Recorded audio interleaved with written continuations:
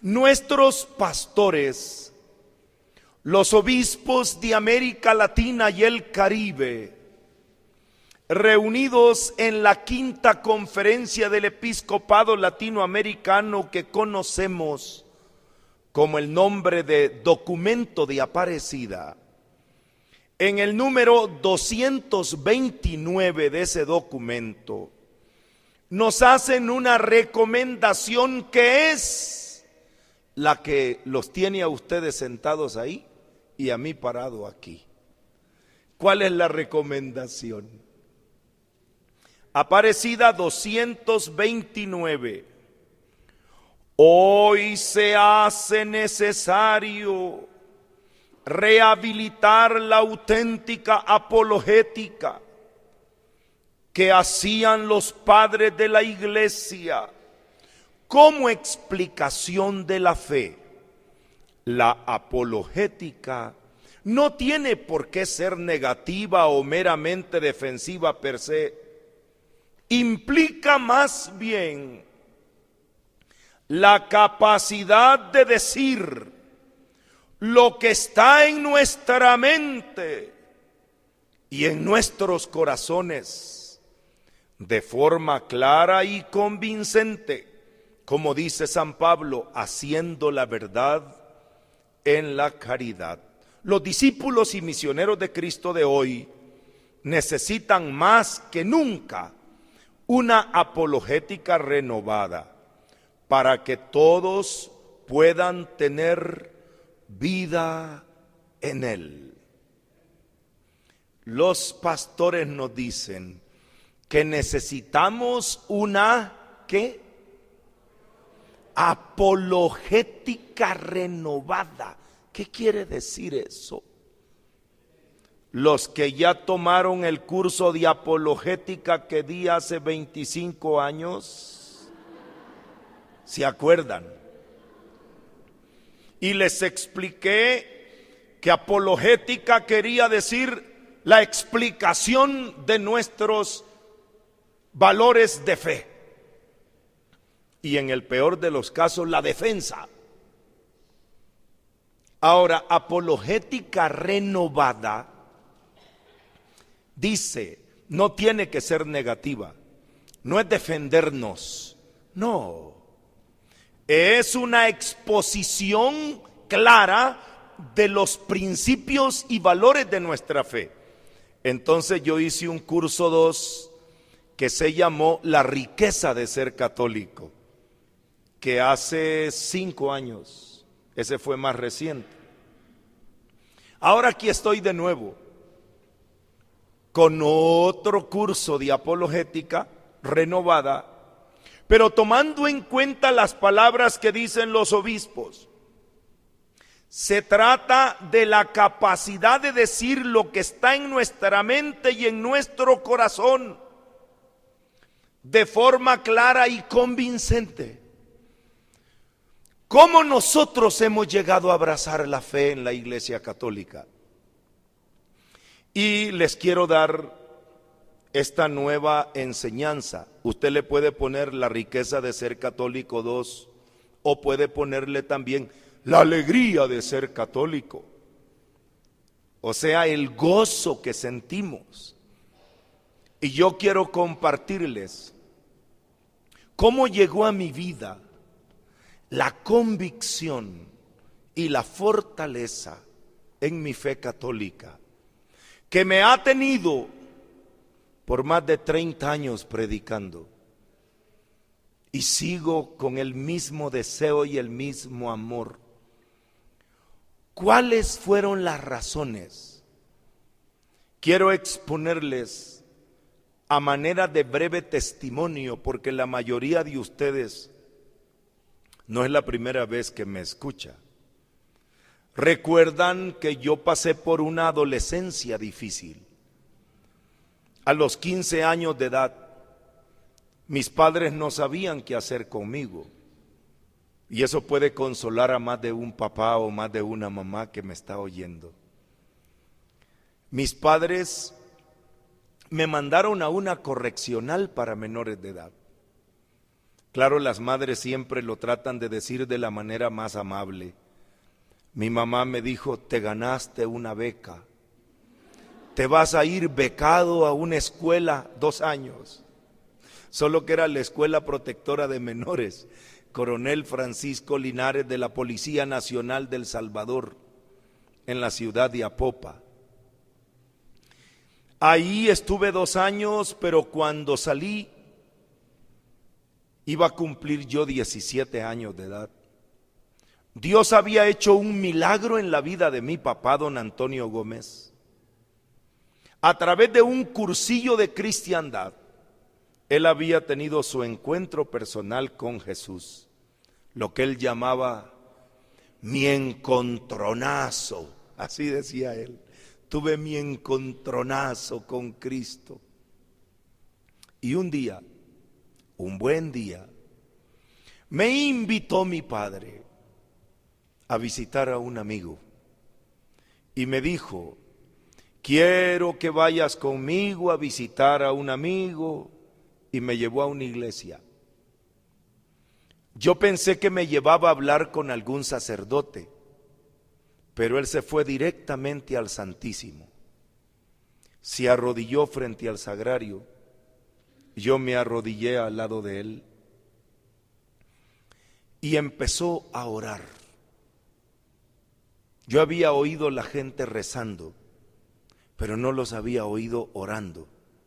Rezar es repetir una oración, como el Padre Nuestro, el Ave María, el Credo, la Salve. Pero orar es comenzar a hablar con Dios como hablas con un amigo. Y empezó mi papá a decir: Jesús, te presento a mi hijo Salvador, del que te he hablado tanto. Después me miró a mí y me dijo: Salvador, te presento a mi amigo Jesús. Y te pongo en sus manos, hijo, para que Él te ayude. Se levantó, me abrazó por la espalda y me dijo en el oído: perdóname, hijo, porque yo no he podido ayudarte. Pero Él sí puede ayudarte. Habla con Él. Y se fue y me dejó ahí. Yo no sabía qué hacer, pero Jesús sí sabía qué hacer. Y solo puso en mi corazón un deseo, solo un deseo. Yo quiero que el amigo de mi papá sea mi amigo. Yo quiero conocer al amigo de mi papá. Y no sabía cómo hacerlo, lo único que sabía era hacer lo que ellos hacían. Iba a misa, empecé a ir a visitar al Santísimo yo solo. Recuerdo que no tenía Biblia, pero conseguí un misal. Y con el misal yo leía oraciones, lo que iba cayendo, yo iba leyendo lo que iba saliendo en la página. Aprendí a orar así, a hablar con Dios.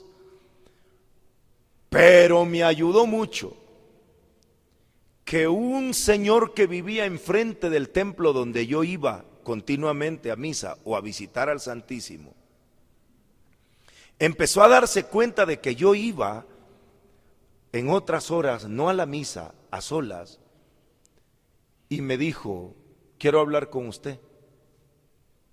¿Y usted por qué está yendo a esa iglesia? Si ahí lo están engañando.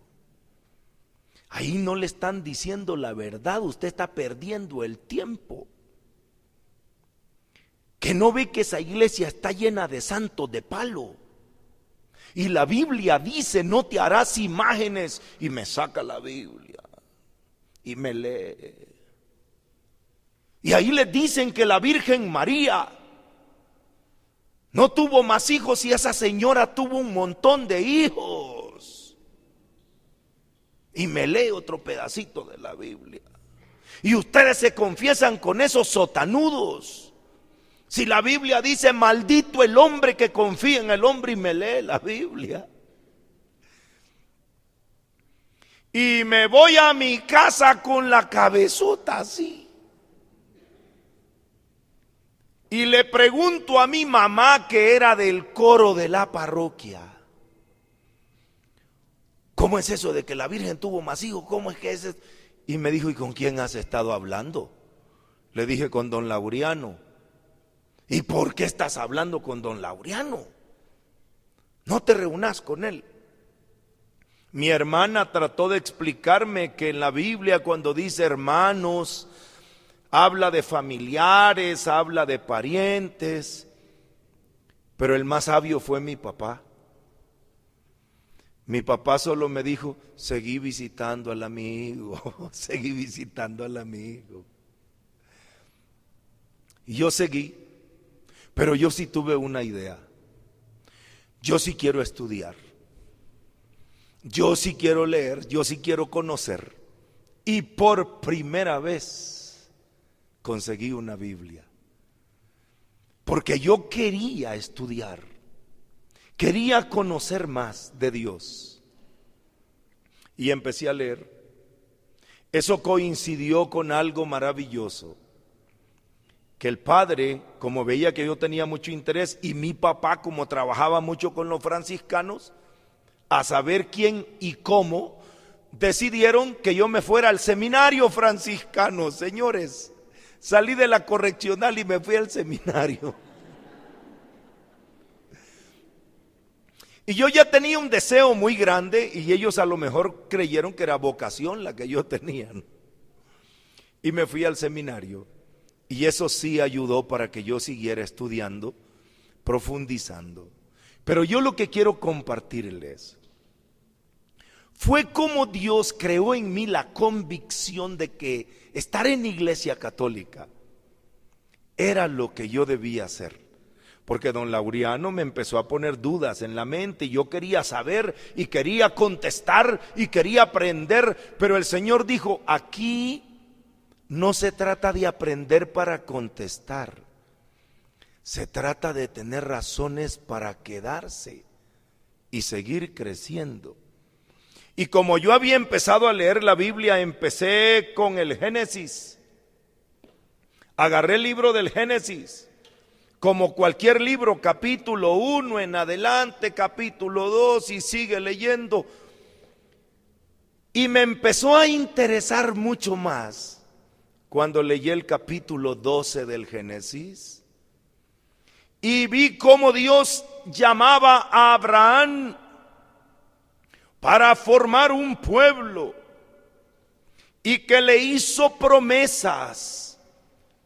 En el Génesis capítulo 12, en el versículo 2, de ti haré una gran nación, te bendeciré, te engrandeceré, y tú serás una bendición. Eso como me llegó al fondo de mi corazón. Dígale al que está al lado suyo, dígaselo, tú serás una bendición. Dígaselo, tú serás una bendición.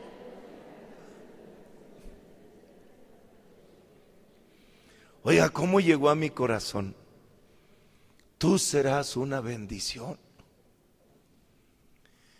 Y bendeciré a quienes te bendigan, maldeciré a quienes te maldigan, y por ti se bendecirán todas las familias de la tierra.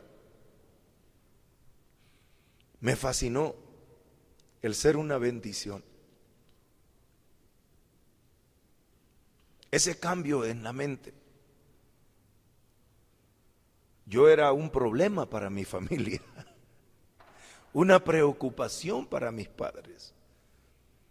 Y ahora se me abría un camino para ser yo una bendición. Y la historia de Abraham fue maravillosa y me gustó mucho por ser un héroe de la fe. A Abraham se le había prometido que sus hijos iban a ser como las estrellas del cielo. Y yo decía, ¿y por dónde si la esposa de Abraham era estéril? ¿Y por dónde? Hasta que Sara tuvo la idea de darle a una esclava que se llamaba Agar, y tuvo un hijo llamado Ismael.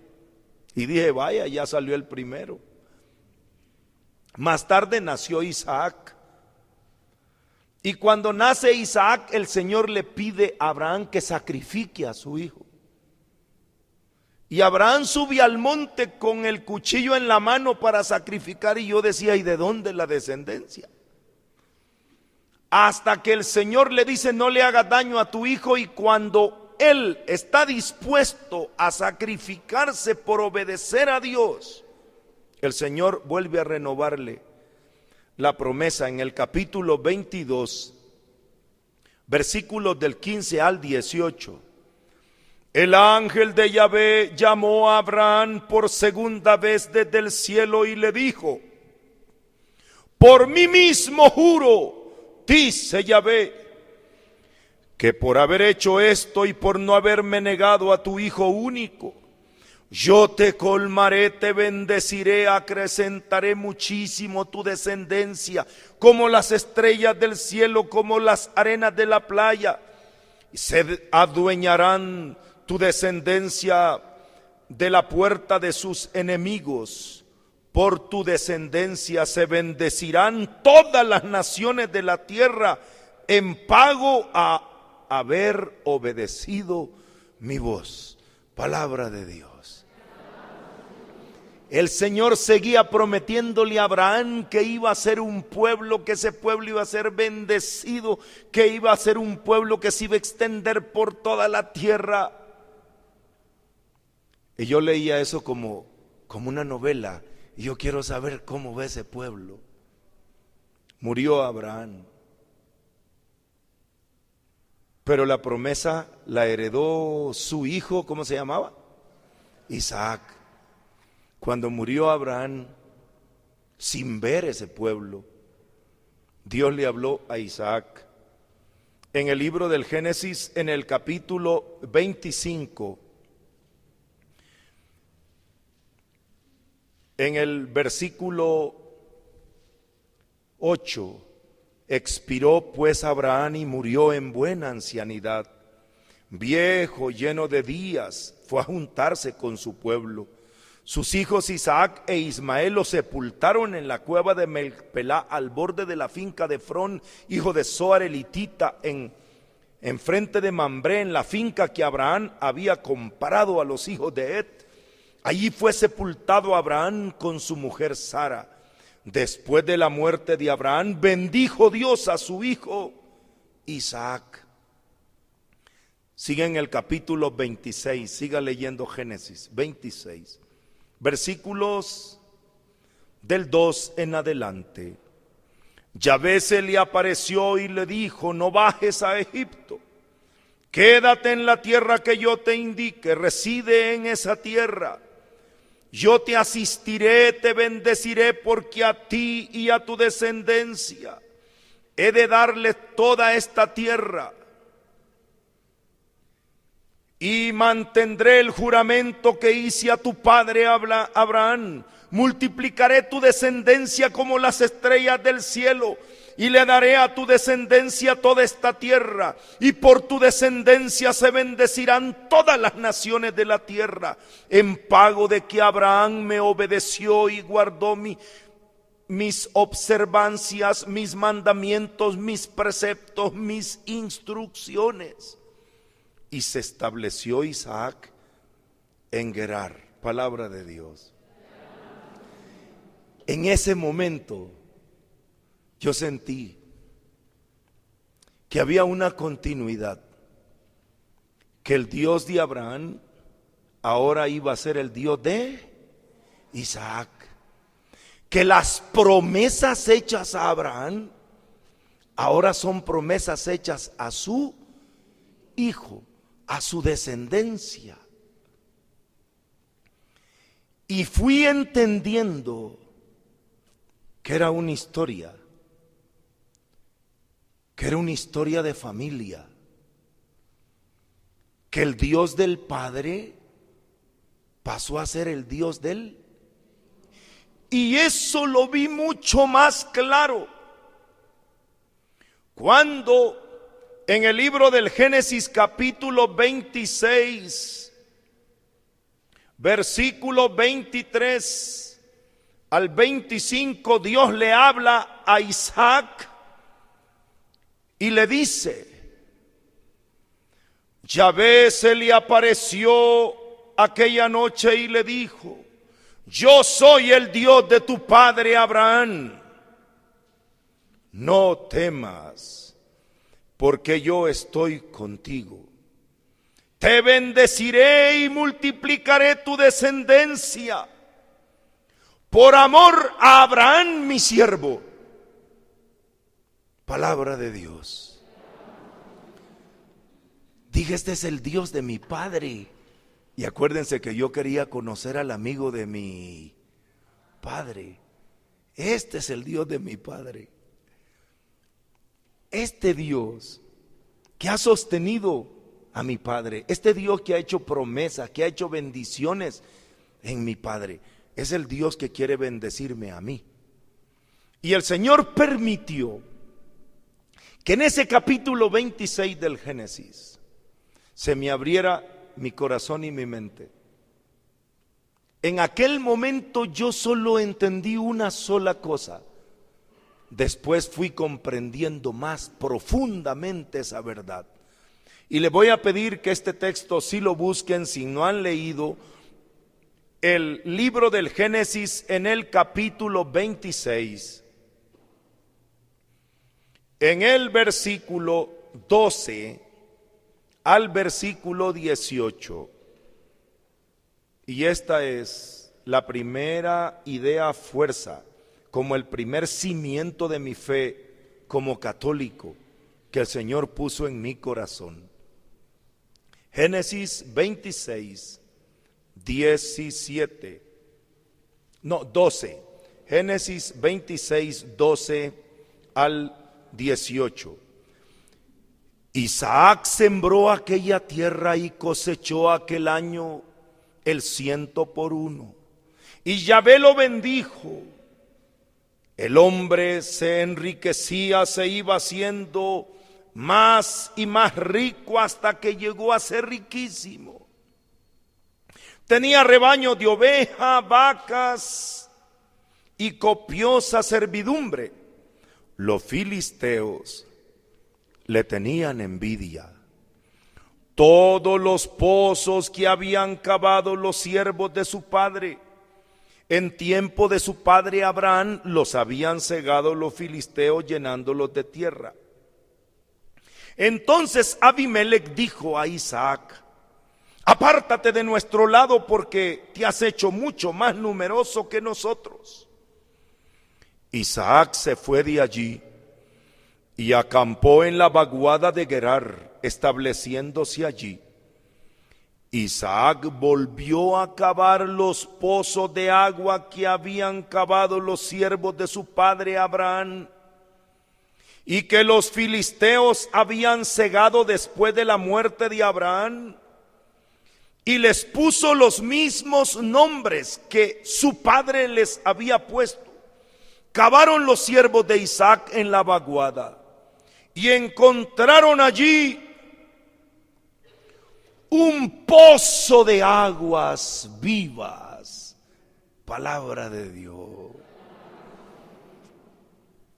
Eso en mi corazón de joven impactó muchísimo, porque cuando Isaac tuvo que ponerse al frente del rebaño, al frente de la tribu, cuando había muerto su padre, él tenía que buscar de dónde darle de beber a sus ovejas, de dónde sacar agua para ese pueblo que ya empezaba a crecer en torno de él. Todos los siervos, los trabajadores suyos dependían de él. Y como los filisteos le tenían envidia, le dijeron: vete de aquí. Y como andaban nómada por lugares desérticos, él tomó una decisión que es la primera decisión que debemos tomar nosotros. En lugar de empezar a abrir pozos, aventurándose a ver dónde encontraba agua, él dijo: voy a volver a abrir los pozos que mi padre había abierto. Se acordó cuando él era niño. ¿Dónde bebíamos agua nosotros? ¿A dónde nos llevaba mi papá para calmar nuestra sed? Y se encontró que esos pozos estaban aterrados, porque los filisteos los habían cegado llenándolos de tierra, pero se podía ver dónde era el pozo. Isaac dijo: no andemos dando vueltas, no estemos experimentando ni probando, aquí hay agua.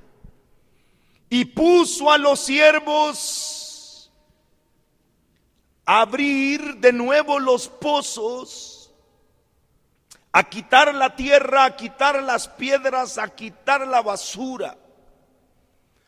Y Dios bendijo a Isaac, y encontraron en esos pozos una fuente de aguas vivas, limpias, potables. Dejaron que se aclarara un poco el agua y sacaron agua y volvieron a beber. No sé cómo, ni sé quién, ni sé dónde, tal vez tengo que decirles. Me ayudó mucho que estaba leyendo la vida de San Francisco de Asís, al mismo tiempo que leía la Biblia.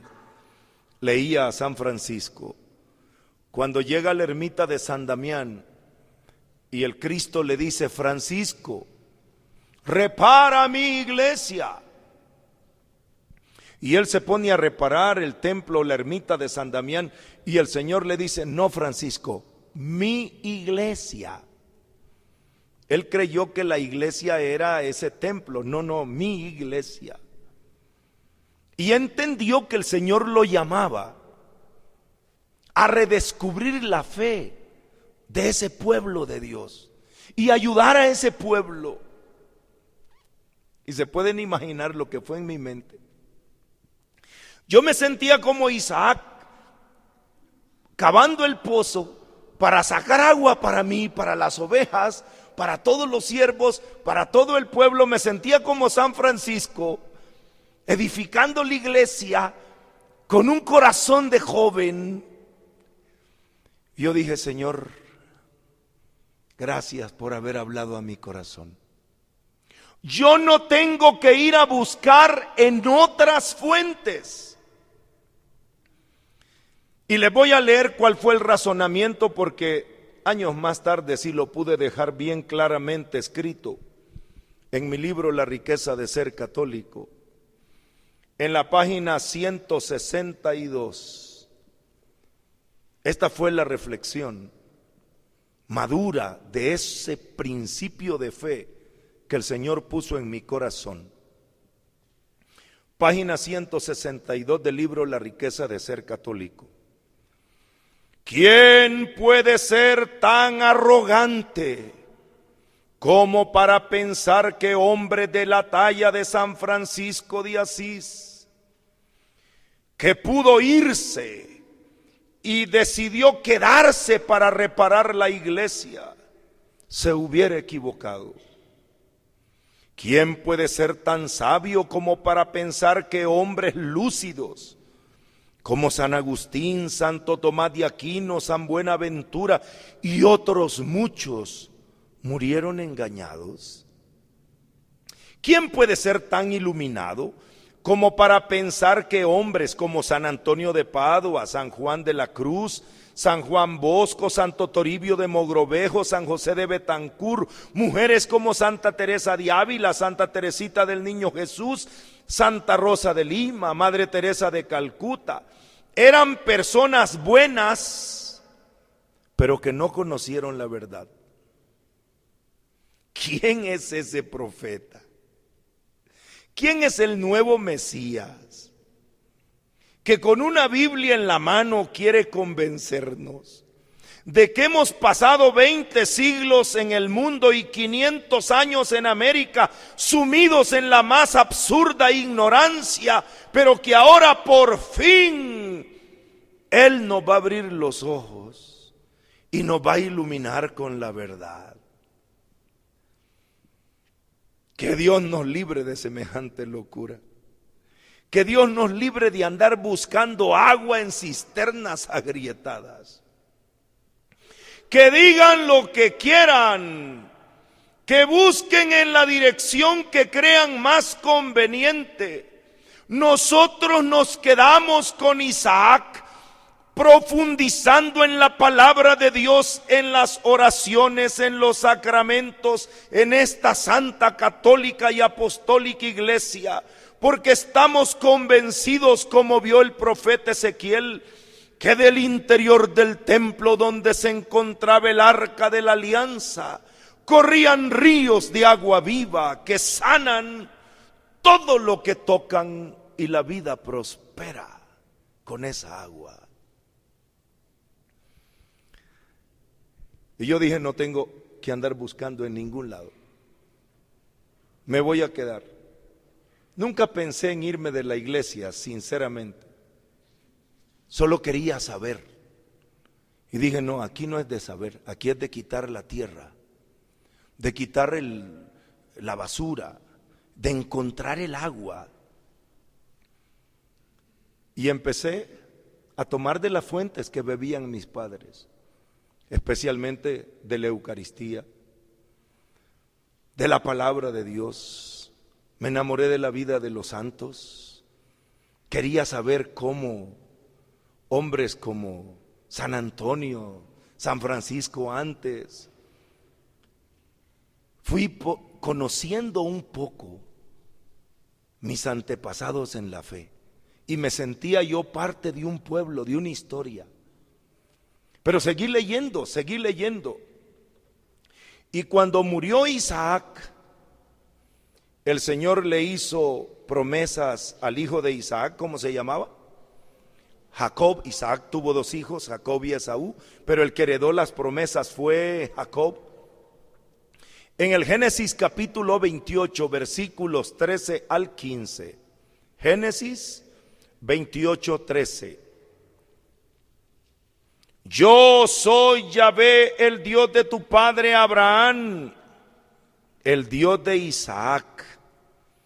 La tierra en la que estás acostado te la doy para ti y tu descendencia.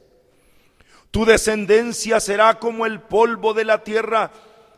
Te extenderás al poniente, al oriente, al norte, al mediodía, y por ti se bendecirán todos los linajes de la tierra, y por tu descendencia. Yo estoy contigo, te guardaré por donde quiera que vayas, te devolveré a este solar, no te abandonaré hasta haber cumplido todo lo que te he dicho. Palabra de Dios. Otra vez, tercera generación. La promesa que Dios le había hecho a Abraham, que se la había hecho a Isaac, ahora se la hace a Jacob, el nieto. Yo soy el Dios de tus padres, yo soy el que vengo hablándole de una descendencia, y todavía no había mucha descendencia. Con Jacob comenzó. Jacob sí, entre 2 esposas que tuvo y 4 esclavas por ahí, se armó de valor. Y fue el que empezó con las 12 tribus. Ustedes recuerdan todas esas historias tan bellas de cómo fue naciendo el pueblo. Dios le cambió el nombre a Jacob, le puso Israel, y nació lo que se llamó el pueblo de Israel. Que por el plan de Dios, los hermanos mayores vendieron a uno de sus hermanos, el que se llamaba José, y se fue como esclavo a Egipto. Pero como José le dijo a sus hermanos, ustedes no fueron los que me mandaron aquí, esto es parte del plan de Dios. Estoy aquí para salvarlos, porque si yo no estaría aquí, ustedes murieran de hambre.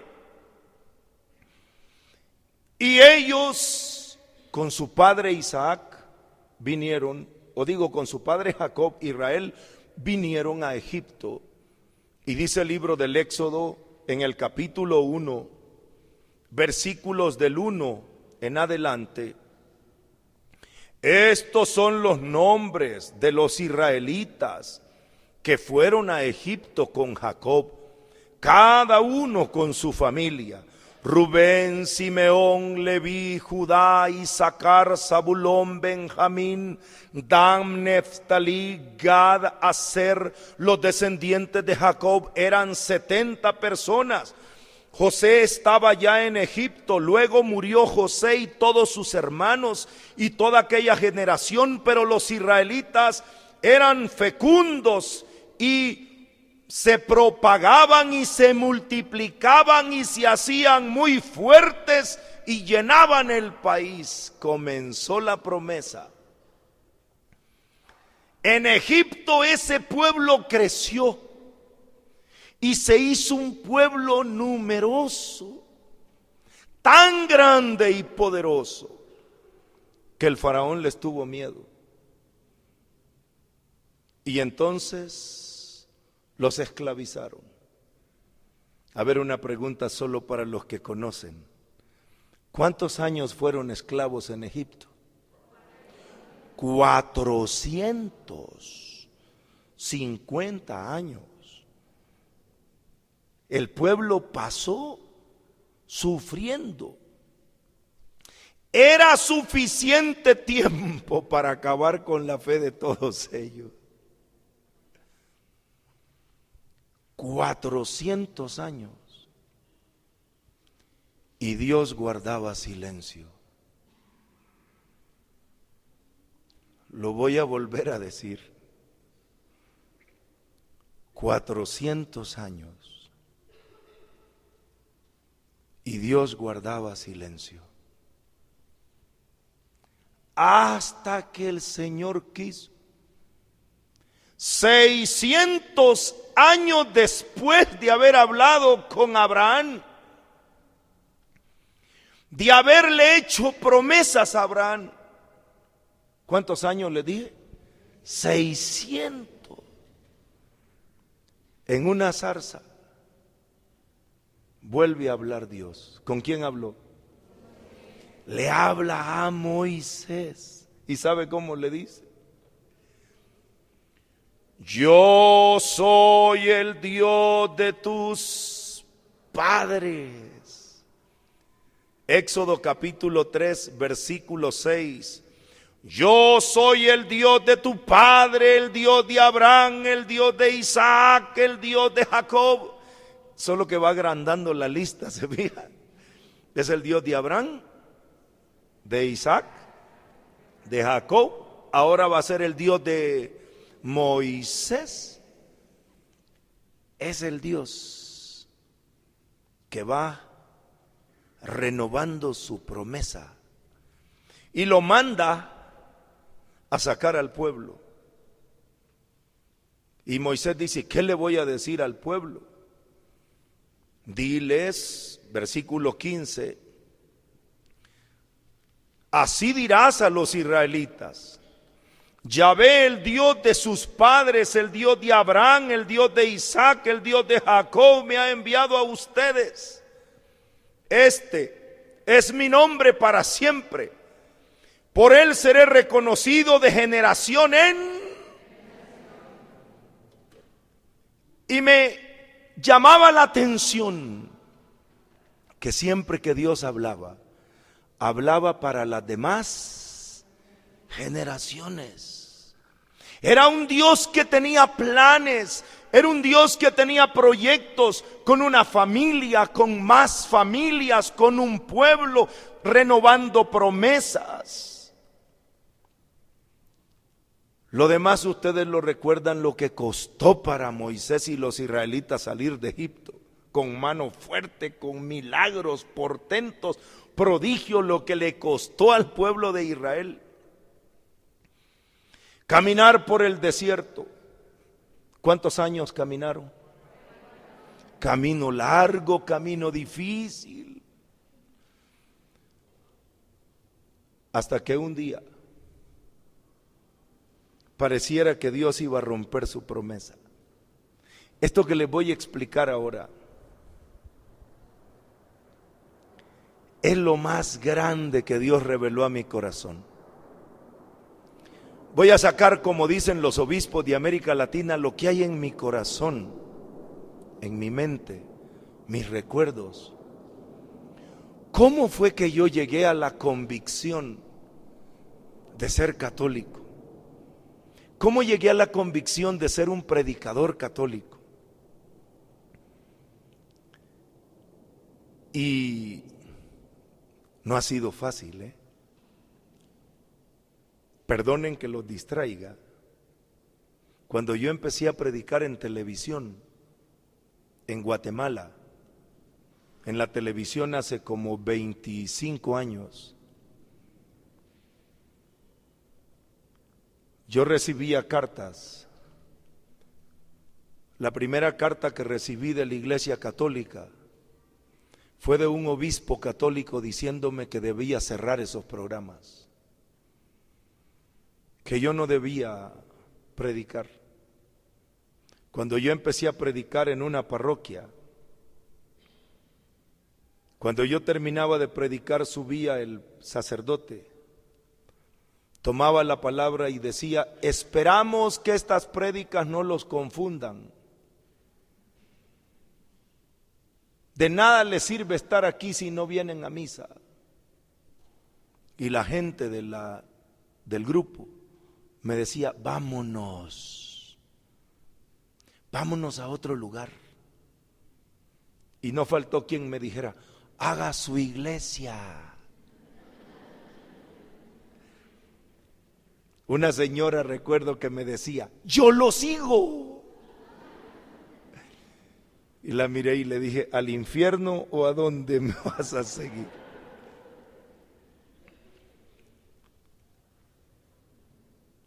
¿Saben que otra de las cartas que recibí fue de una iglesia evangélica, cristiana, no católica, diciéndome: nosotros reconocemos que usted es un hombre de Dios y aquí le mandamos nuestro diezmo para que usted siga predicando? Fue la única carta que llegó con dinero. Sin embargo, nunca dudé, a pesar de que personas me decían: hermano Salvador, hagamos un imperio, hagamos una iglesia. Yo ya había leído esto que les voy a leer. Ya había llegado esta convicción antes a mi corazón. En el libro del Éxodo,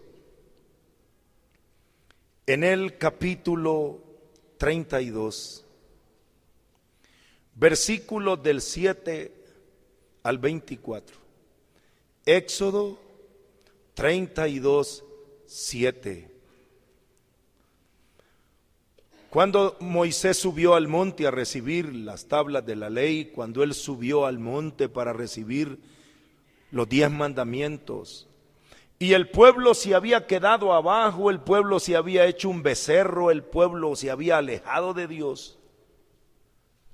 Entonces Dios le dice a Moisés, Yahvé dijo a Moisés: anda, baja, porque se ha pervertido tu pueblo al que sacaste del país de Egipto. Bien pronto se han apartado del camino que yo les había prescrito. Se han hecho un becerro fundido, se han postrado ante él, le han ofrecido sacrificios, han dicho: este es tu Dios Israel, el que te ha sacado de Egipto. Y añadió Yahvé a Moisés: ya veo que este pueblo es un pueblo de dura cerviz. Déjame ahora que se encienda mi ira contra ellos y los devore. De ti, en cambio, haré un gran pueblo. Me detengo solo para enfatizar lo que Dios le está diciendo a Moisés. ¿Qué le está diciendo? Este pueblo es muy duro. Con esta gente no se puede. Son idólatras. Se han apartado de mi alianza. No respetan. Me han abandonado. Y le dice Dios, los voy a destruir. Pero de ti haré un gran pueblo. Se lo voy a leer como llegó a mi corazón esa reflexión. En el libro La riqueza de ser católico, en la página 213, Moisés tenía la oportunidad de su vida para perpetuarse en la historia como el padre del nuevo pueblo.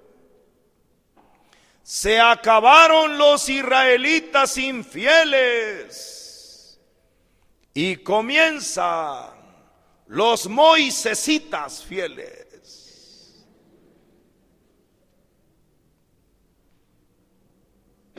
Déjame que acabe con este pueblo. Lo voy a destruir. Y ya no va a haber más pueblo de Israel. Va a ser el pueblo de Moisés. Tú vas a ser el fundador del nuevo pueblo. Un pueblo fiel. Un pueblo que de verdad cumpla. Esos son idólatras, eso no cumple. ¿Qué hizo Moisés? Les voy a pedir que se pongan de pie, por favor. Vamos a honrar a Moisés. ¿Qué hizo Moisés? Sigan leyendo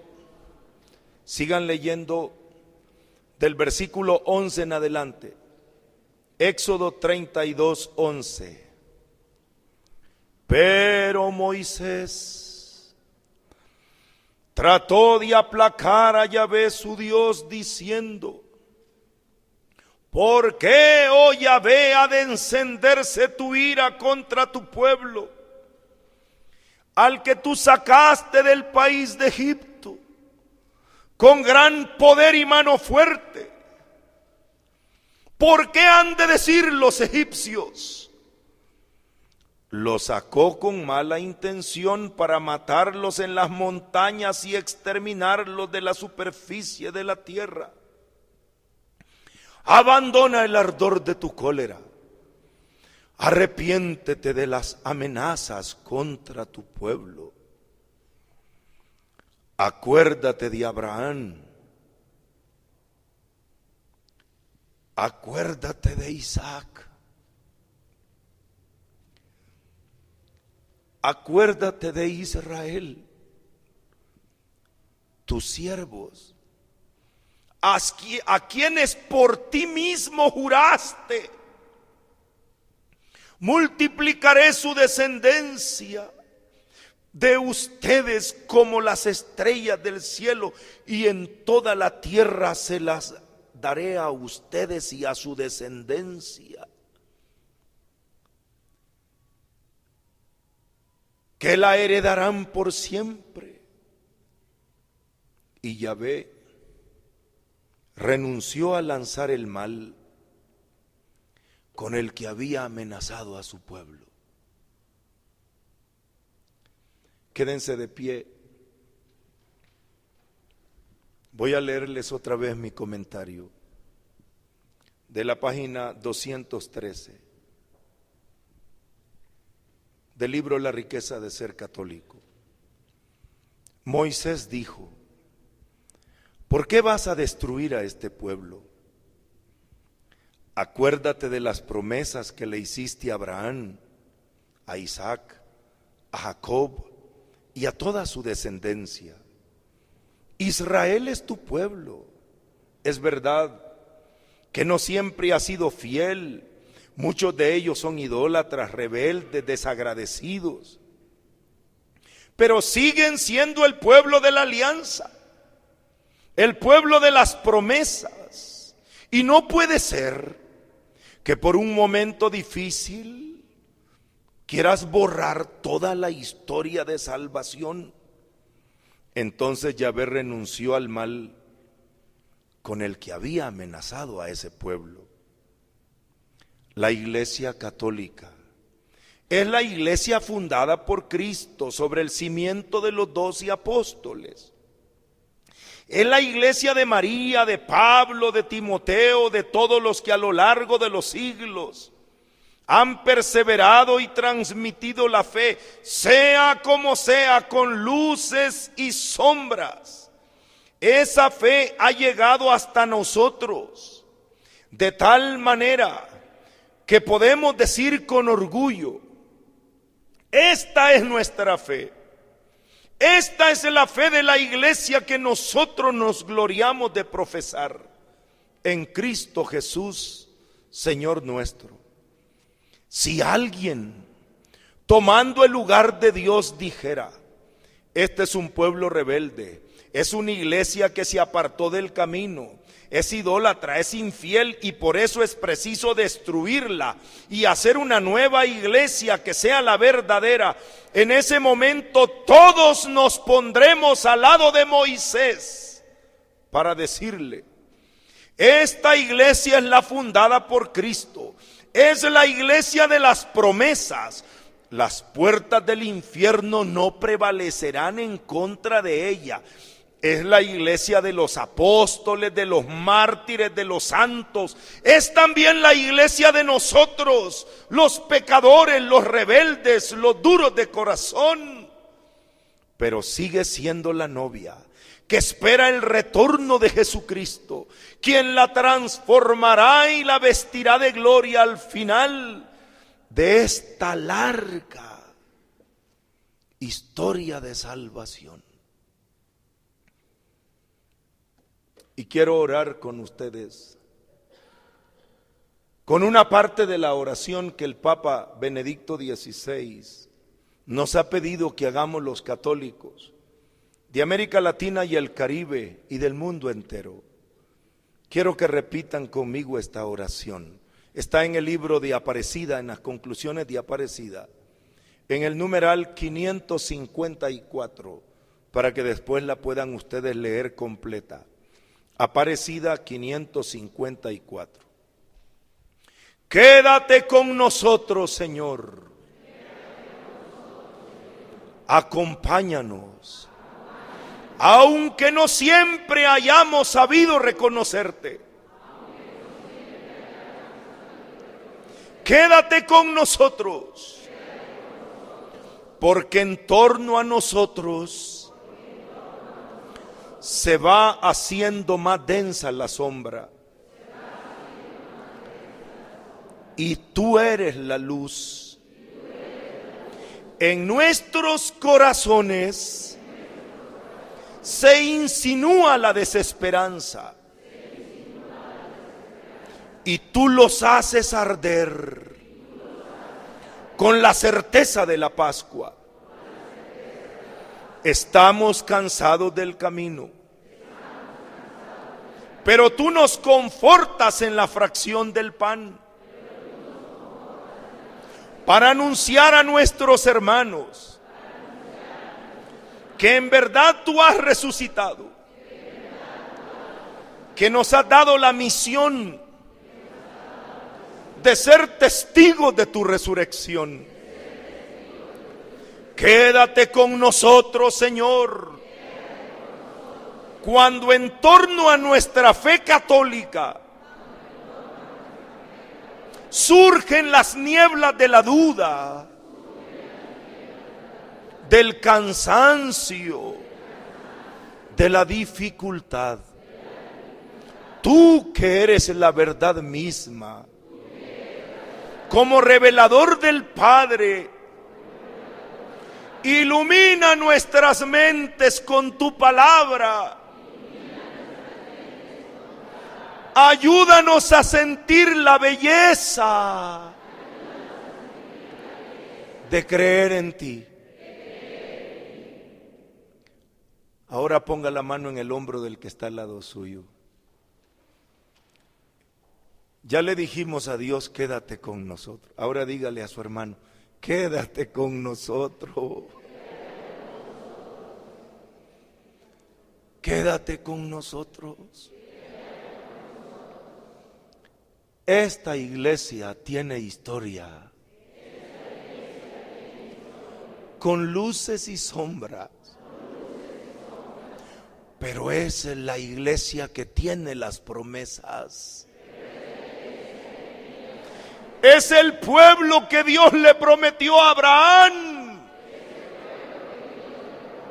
que le prometió a Isaac, a Jacob, a Moisés. El pueblo que bendice a toda la tierra. Quédate con nosotros, a pesar del cansancio, a pesar de las dudas, a pesar de todos los pesares, y sigue siendo parte de esta historia, porque cuando Dios está presente, toda historia es historia de salvación. Y Dios no va a arrepentirse de las promesas que nos ha hecho, porque también nosotros somos hijos de Abraham. Ahora dele un abrazo al hermano que está al lado suyo y dígale gracias. Gracias por quedarte con nosotros. Gracias por seguir viviendo esta historia de salvación. Gracias por superar las dudas, el cansancio. Y a pesar de que muchos, con menos de lo que Dios le dijo a Moisés. ¿Sabe lo que Dios le dijo a Moisés? Acabemos con este pueblo y hagamos un nuevo pueblo. Acabemos con esta iglesia, hagamos otra. Ay, hermano, Moisés pudo haber dicho, a mí Dios me lo dijo. Hay gente que Dios no les ha dicho nada y ellos dicen, a mí Dios me habló y me dijo. Con menos de lo que Dios le había dicho a Moisés, hay muchas personas que se han propuesto a fundar sus propias iglesias, a hacer su propio pueblo y a empezar una nueva historia. Nosotros no vamos a abrir nuevos pozos, ni queremos ser parte de un nuevo pueblo. Nosotros vamos a seguir aquí, bebiendo del agua de la que bebieron nuestros padres y siguiendo la historia de salvación como lo han hecho nuestros padres, porque Dios es el Dios de nuestros padres y es el Dios nuestro y será el Dios de nuestros hijos. Y como dijo la Virgen María, su misericordia nos acompañará siempre, de generación en generación. Amén. Ahora, hermanos y hermanas, démosle un aplauso al Señor por llegar a nuestro corazón con esa convicción que tiene que ser tuya, que tiene que estar grabada en tu corazón y en tu mente. Él es el Dios de tus padres, es tu Dios y será el Dios de tus hijos y de los hijos de tus hijos. Amén. Y todo el pueblo dice, amén. Nos cubrimos.